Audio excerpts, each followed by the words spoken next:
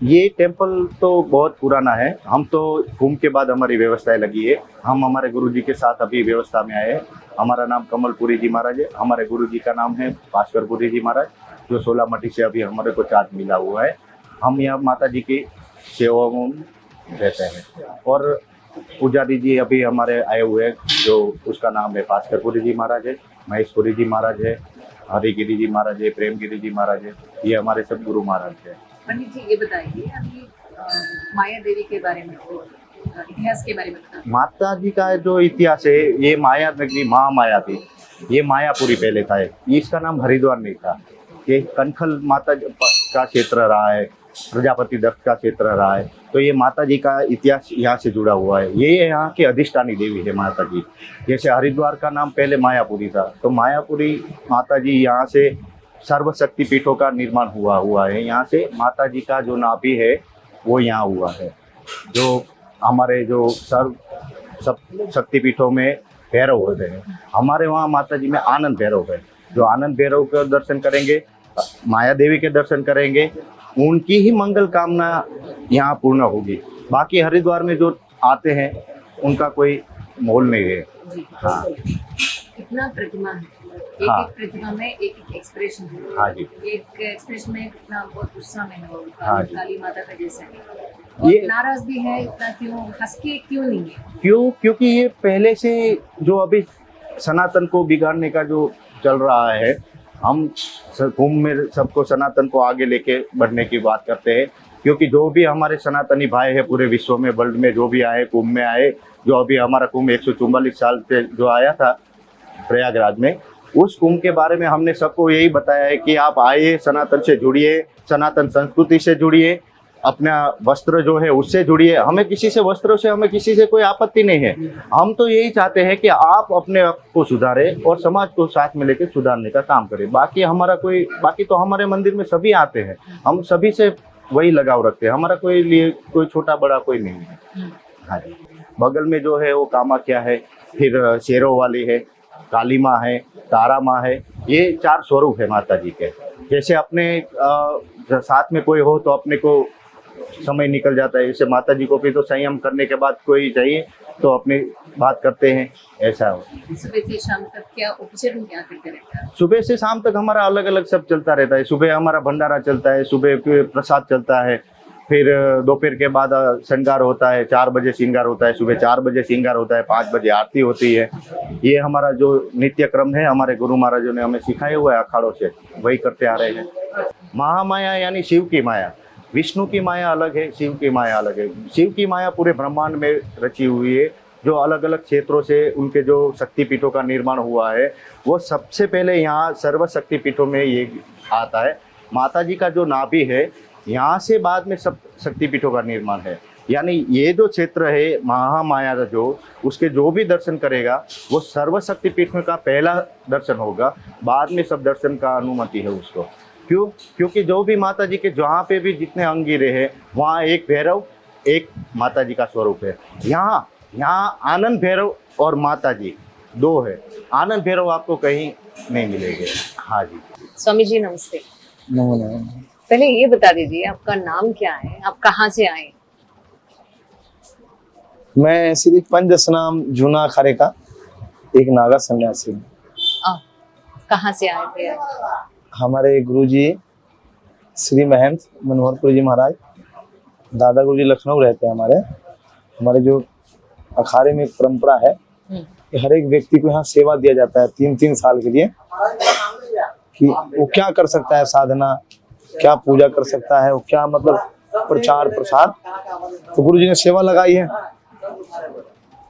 मेरे गुरुजी और मेरा नाम पुजारी भास्करपुरी, माया देवी की सेवा मिली है, तो सेवा में, माई की सेवा में लगे हुए हैं। कितने सालों से आप ये संन्यास आश्रम लिया है? करीबन 14 वर्ष हो गए। अच्छा, क्यों लेना चाहते हैं आप? पता नहीं लेना था। अगर पता होता ना कि सन्यासी बनना है तो बचपन में ही बन जाता। बस हाँ। बचपन में अगर पता होता कि सन्यासी बन के इतने अच्छे अच्छे कार्य करने को मिलेंगे, जब छोटा बच्चा था तभी बन जाता। पता नहीं था, उस समय बुद्धि नहीं थी। संन्यास धारण करके ना हम समाज को एक नई दिशा, नई ऊर्जा दे सकते हैं। दत्त दाता साथ निभाया जाता, गुरु महाराज के चरणों में चित्त को लगाया जाता। जहां दत्त है वहां सत्य है, और जहां दत्त नहीं वहां सत्य नहीं। दत्त बड़े परमार्थी, शीतल जिनके अंग, और तपन बुझावे और के दे दे अपने रंग। ये गुरु महाराज का रंग है, तब लोगों के तपन को बुझाने के लिए। क्योंकि कोई व्यक्ति कष्ट में होगा ना, यहाँ आएगा ना, इस भेग को देखेगा, उसके आंखों से आंसू झलक जाएंगे, और उसके तपन जो है ना, उसकी जो जलन है, जो पीड़ा है, उसका बुझ जाएगा। तपन बुझावे और के, और दे दे अपने रंग। संन्यास आश्रम लेने के बाद मानव शरीर के बारे में, मानव जन्मा के बारे में क्या पता चला आपको? एक मानव शरीर जो है, ये मानव शरीर संसार में सेवा करने के लिए आया है। पशु भी आती है, खाती है, गोबर करती है, बच्चे पैदा करती है, और मर के दूध देती रहती है। बोलती नहीं, भजन नहीं कर सकती, कहीं जा नहीं सकती, सही, घूम सकती है, तीर्थ करने नहीं जा सकती कि कहाँ बद्रीनाथ, कहाँ केदारनाथ, कहाँ गंगोत्री, कहाँ गंगोत्री, हाँ माया देवी, भैरव जी, विवंसा देवी, चंडी देवी, इतने तीर्थ है। ये मनुष्य ही कर सकता है। इसीलिए मनुष्य जीवन, ये जो शरीर है ना, बहुत ही 83,99,999 योनि के बाद मनुष्य योनि आती है। गोबर करने के लिए नहीं आती, खाने के लिए नहीं आती। सही है। संसार में ये प्रकृति जो है ना, इसका दर्शन करना ही सबसे बड़े भाग्य है। कभी कोई आपने गाय को देखा कि गाय केदारनाथ जा रही है? हम लोग गाय को पूछते हैं, माता है, और वो केदारनाथ जा सकती है। व्यक्ति जा सकता है, मनुष्य जा सकता है। और मनुष्य का जो सक्षमता है कि परमात्मा को अपने सामने साक्षात प्रकट कर सकता है। कभी देखा है भगवान को? मैं भगवान को देखा, रोज देखता हूँ। अच्छा। हाँ, मेरे गुरुदेव मेरे भगवान है। अच्छा। मैं रोज देखता हूँ। मैं देख के, उनके कर्मों को देख के, वो जो चलते हैं, वो जो बोलते हैं, जो बैठते हैं, तो उनको देख के लगता है कि हाँ, दत्तात्रेय भगवान भी ऐसे रहे होंगे। अभी ये बताइए दीजिए माया देवी के बारे में, एक्चुअली क्या है, एक्चुअली हिस्ट्री में क्या है, बताइए, इतिहास में क्या है माया देवी के लिए? सर्व मंगल मांगल्ये शिवे सर्वाना साधिके शरण्य त्र्यंबके गौरी नारायणी नमस्तुते। जगत जननी जगदम्बा आदि शक्ति महामाया है। ये विश्व की सबसे प्रथम शक्ति पीठ है। जब दक्ष के यज्ञ में माता ने अपना शरीर त्याग दिया था, तो सह शरीर महादेव ने स्वयं यहाँ लाके विराजमान किया था। भगवान विष्णु जी के सुदर्शन चक्र से जब 51 टुकड़े विभाजित हुए, तो जो नाभि है ना, वो यहाँ माता जी की है जी।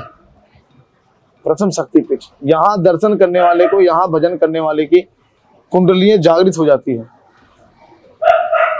क्योंकि मध्य है ना, ये नाभि जो है, नाभि के द्वारा भी हमारी भी उत्पत्ति है। सही बात।